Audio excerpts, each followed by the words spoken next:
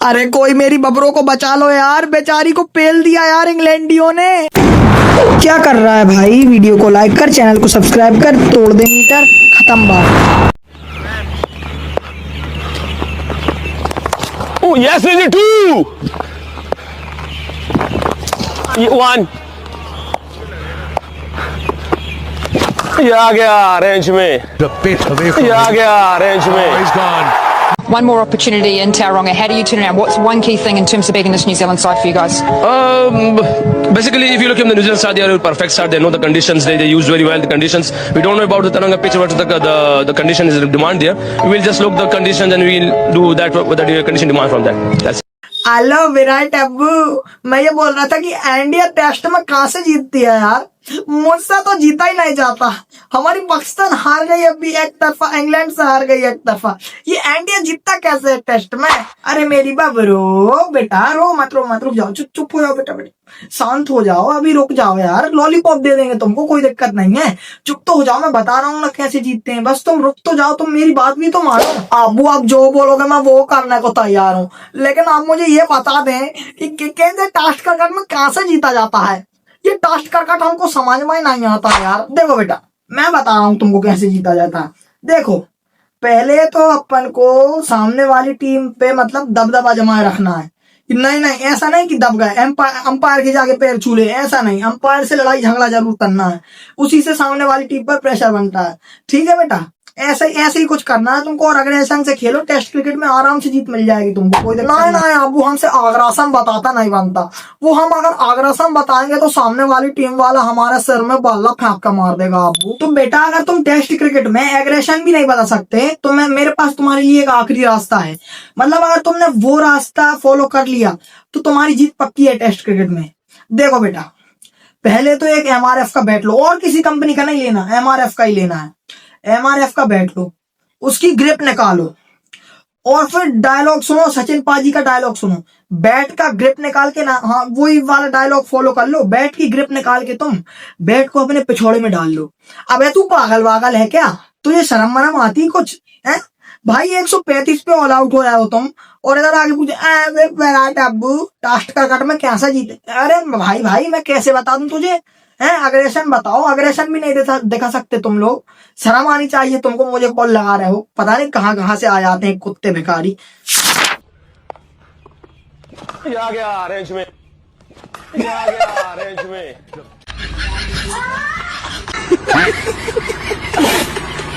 तो आ जाओ भाई लोगों, स्वागत है आप सभी का। और भाई साहब पोर्की इंग्लैंड से पिल चुके हैं, और मतलब अब मैं कुछ कह नहीं सकता भाई साहब पोर्कियों के बारे में।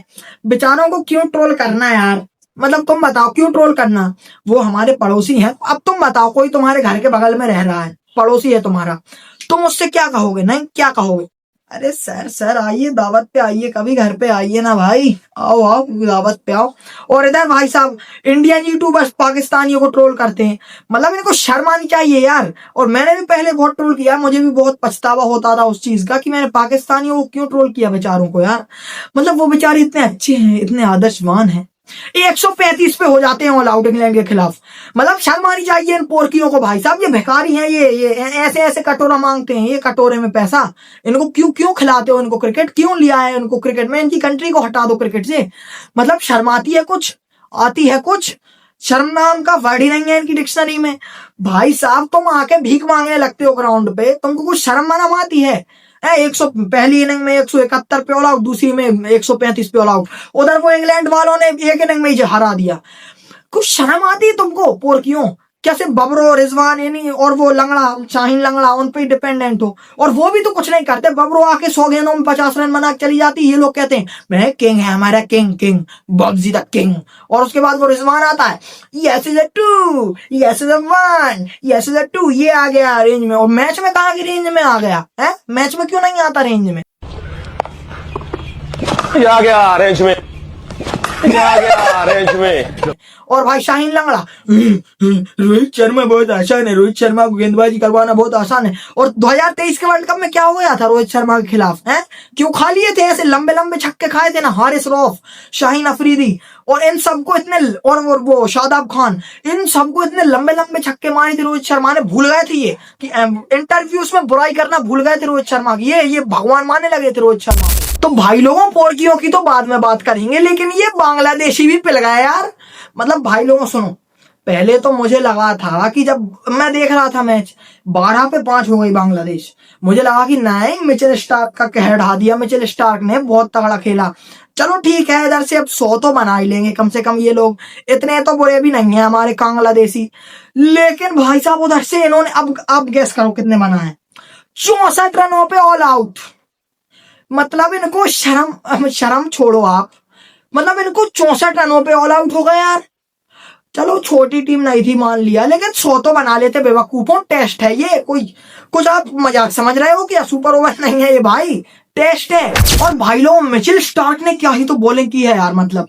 और शाहीन लंगड़े ने एक बात बोली थी, अब भी बोली बिल्कुल इंटरव्यू में, देखो ऐसी स्टाइल में बोली थी, ये जो मशीन होती है ना, मशीन धीरे धीरे स्लो पड़ जाती है, ऐसे बोला था भाई साहब। और भाई लोगों अगले ही मैच में बांग्लादेश को मिचेल स्टार्क ने औकात दिखा दी। और अगर इन पोर्कियों के साथ होता ना ऑस्ट्रेलिया का, इनको भी दिखा देते औकात भाई साहब। हालांकि पिछली बार हार तो गए थे ये ऑस्ट्रेलिया वाले पोर्कियों से, लेकिन भाई साहब इस बार दिखा देते औकात, मिचेल स्टार्क है इस बार इनकी टीम में। मतलब भाई लोगों यार मुझे एक बात समझ नहीं आती, आजकल ये मिनो बेशर टीम बड़ी बड़ी टीम्स को कैसे पेल रही है यार। मतलब पिछले मैच में बांग्लादेश ने ऑस्ट्रेलिया को इतना गंदा पेला था, एक तरफा पेला था भाई साहब। लेकिन इस मैच में उन्होंने भले ही इंप्रूव कर लिया, लेकिन भाई साहब पहले मैच का तो अभी भी है ना वो कि नहीं इतनी छोटी टीम से हार गए। तो भाई लोगों मुझे ये बात समझ नहीं आती कि ये इतनी छोटी टीम जीत कैसे रही है बड़ी बड़ी टीम से। अब आप देखो, आयरलैंड इंडिया से जीत गई 2-0, इंग्लैंड तो खैर इंडिया से, मतलब T20 की बात कर रहा हूं मैं, जब से श्रेयस अय्यर बना है कैप्टन, आयरलैंड इंडिया से 2-0 जीत गई। और इंग्लैंड तो खैर बड़ी टीम है, सेना कंट्रीज में आती है। और भाई लोगों ये क्या कहते हैं, तभी भाई साहब बांग्लादेश से T20 सीरीज भी हारी थी ऑस्ट्रेलिया। मतलब ये हो क्या रहा है यार, अभी मैच भी हार गई, टेस्ट मैच, वो तो दूसरे वाले में मिचेल स्टार्क चल गया, नहीं तो इनकी हैकड़ी निकाल देते बांग्लादेश वाले, ये बांग्लादेशी भी कम नहीं है।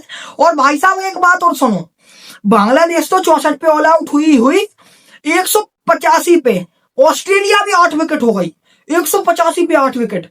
मतलब अगर दूसरी इनिंग में इन बांग्लादेशियों ने अरे अच्छा क्या, बेयर मिनिमम, मतलब एवरेज भी खेल लिया ना, थोड़ा सा एवरेज से ज्यादा, अबव एवरेज, थोड़ा इतना सा अबव एवरेज खेल लिया ना, तो भाई साहब ये बांग्लादेशी जीत जाएंगे इजीली, कोई बड़ी बात नहीं है इनके लिए। क्योंकि भाई लोगों ये ऑस्ट्रेलिया वाले भी ऐसे ही हैं, पहले सामने वाली को धो देंगे फिर खुद धो जाएंगे। और भाई लोगों अब आ जाते हैं फिर से हमारे पोर्कियों पे, मतलब जैसे ना तैसे मैं मेरे प्यारे पोर्कियों पे आ ही जाता हूं। तो देखो भाई साहब, पोर्कियों को एक साइड से पेला है भाई साहब जॉर्डन कॉक्स, हैरी ब्रूक, और जो रूट तो चलता ही है टेस्ट में, उसका तो कोई जवाब नहीं है, वो तो चलता है हर मैच में, 50 से कम रन कभी जिंदगी में नहीं मारे उसने टेस्ट में। और भाई लोगों जो रूट के लिए 66 रन जो बनाया ना इसने, वो भी कम है, हद से हद कम है, क्योंकि शतक जब तक नहीं आती जो रूट के बल्ले से टेस्ट में तब तक कुछ लगता ही नहीं है। और भाई लोगों अब तो ऐसा लग रहा है कि जो रूट टेस्ट में सचिन तेंदुलकर का रिकॉर्ड इजीली तोड़ देगा, कोई दिक्कत नहीं है उसके लिए, कोई बड़ी परेशानी नहीं है। और भाई साहब अब आ जाते हैं बॉलिंग पे इंग्लैंड की। तो देखो भाई साहब, बॉलिंग में पहली इनिंग में पोर्कियों को रॉबिन्सन और जोश टंग, इन दोनों ने पेल दिया। मतलब एक तरफा इतना गंदा पेला, एक तरफा पेल दिया, 5-5 विकेट ले ली दोनों ने, 5-5 फिक्स 5-5। मतलब ये दोनों हिस्सा बांट के आए थे कि ए भाई तू रुक, मैं अभी पोर्कियों को 5 विकेट मैं लूंगा, पोर्कियों की 5 विकेट मैं लूंगा। देखो भाई लोगों, पोर्कियों को इतना गंदा पेला गया कि आज के बाद वो कभी इंग्लैंड के खिलाफ मैच रखने से कतराएंगे। और उसके बाद अब जब से इंग्लैंड ने पोर्कियों को गंदा वाला पेला है ना 439 रन बना के, तब से भाई साहब पोर्की देख नहीं रहे। और वो यस 2 वाले भैया ने अच्छा खेला है सेकंड इनिंग में, 41 कुछ रन बनाए हैं, ऐसा ही कुछ बनाया है, लेकिन वो तो ऐसे ही करते रहे। यस 2-1 ये आ गया रेंज में, और मैच में घुस गई बॉल, ये आ गया रेंज में। तो भाई साहब यूं होता है मैच में हमारे रिजवान भाई के साथ, रिजू भाई के साथ। और इनकी इंग्लिश भी कमाल की है। कौन सा yes we momentum yes we got momentum, we have momentum, we used to have momentum, we have momentum. इनका मोमेंटम जिसके हाथ में जाते हैं तो वहां से स्टार्ट जो है ना उनको मोमेंटम मिलता है। सेम उनके साथ ये हुआ है, एंड में बैटिंग में मोमेंटम ले लिया, बॉलिंग में आती मोमेंटम हमने दे दिया है। तो दोनों मोमेंटम जहां से पकड़ने के, इनका मोमेंटम जिसके हाथ में जाते, मोमेंटम हर चीज में मोमेंटम, मतलब एक वर्ड पकड़ लेंगे भाई साहब, मोमेंटम हो गया और पिच हो गया, ऐसे कुछ एक वर्ड पकड़ लेंगे, उसी पे बकते जाएंगे। तो भाई लोगों अब मैं चलता हूँ, ठीक है भाई मैं चलता हूँ, ठीक है, तब तक के लिए पीस आउट। ओ भाई कहाँ जा रहा है यार, वीडियो खत्म हो गई, इसका मतलब ये थोड़ी कि लाइक सब्सक्राइब करके नहीं जाएगा। चल चुपचाप कर लाइक सब्सक्राइब। आशिक बनाया अपने, तेरे बिन सोनी सोनी है बाहें, तेरे बिन प्यासी प्यासी निगाहें, तेरे बिन असर मेरी आहें, तेरे बिन आशिक बनाया अपने। वाह वाह वाह वाह वाह वाह वाह। अब तुम्हें बात बताओ, अभी मैं तुम्हें मुझे एक बार आशिक बनाया और सुनना है। आशिक बनाया अपने।